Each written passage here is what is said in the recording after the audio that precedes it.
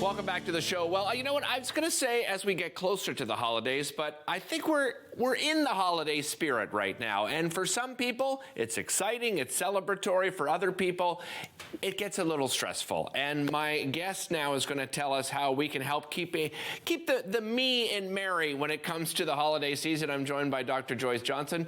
Joyce, how are you today? You look fabulous, by the way, looking very festive there. Thank you. I am doing great. This is my favorite time of the year, so I'm super excited to be here. Oh, I'm happy to hear that because it's my favorite time as well. I don't tend to get too stressed out, but every now and then, it creeps into all of us. Why do we set those expectations, do you think, Joyce, so extremely high for some of us? I don't know. I think we can always point at social media, but even before social media, everyone wants to be their best self over the Christmas or the holiday season. They want to impress with the meals and the baked goods and, the wrapped presents under the tree that look like Martha Stewart. As we get older, sometimes it's like, oh, they're just thrown under the tree. Yeah.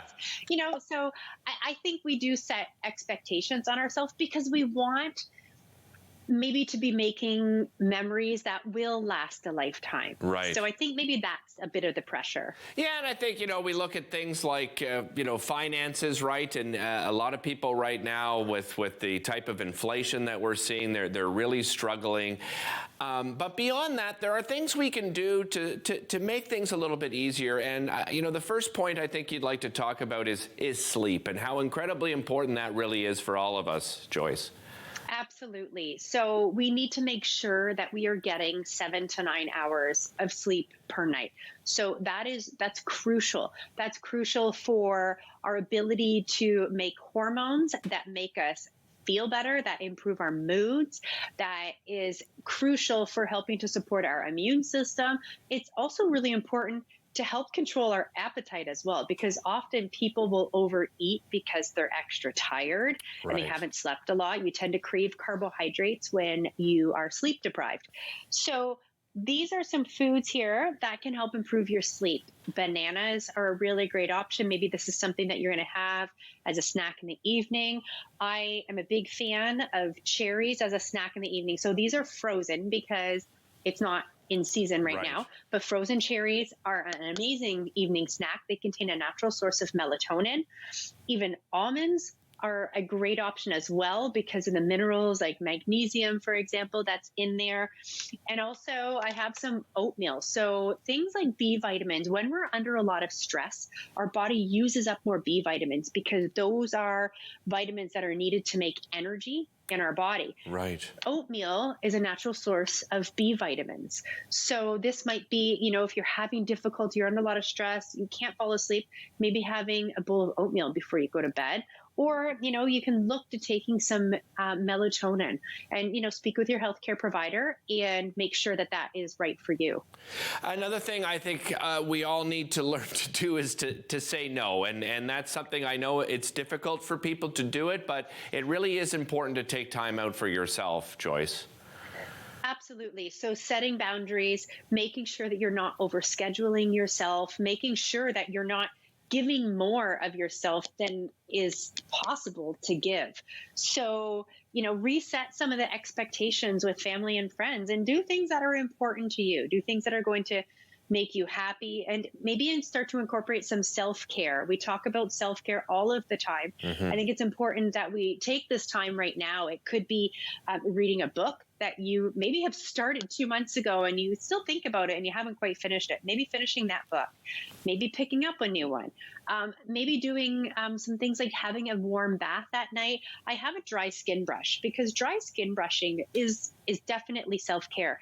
What you do is before you get into the shower, maybe you're going to stand on a towel or be in the shower.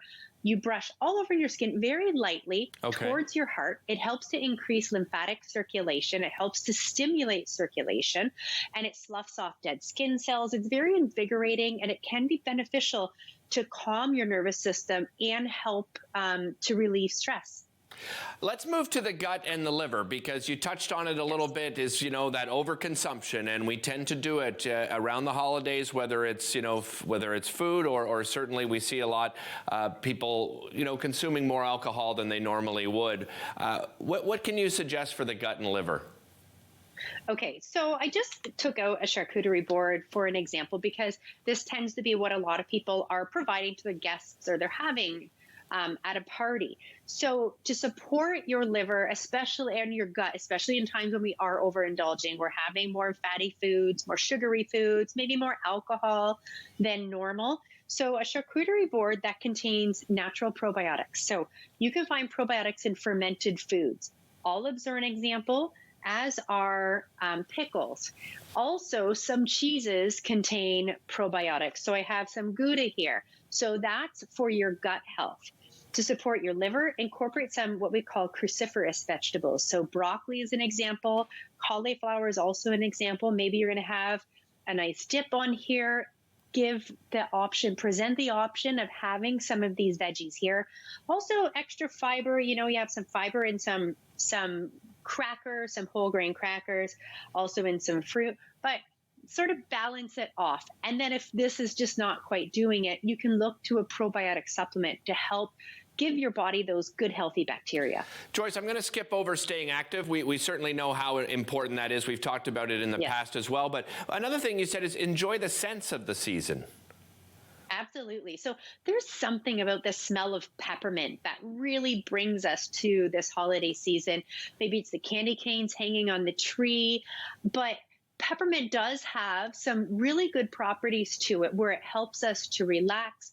It helps us to calm down, to de-stress. It also helps to improve digestion. So think about maybe having a peppermint tea. You can put peppermint oil in a diffuser because peppermint oil or peppermint, the smell can also help to reduce stress headaches.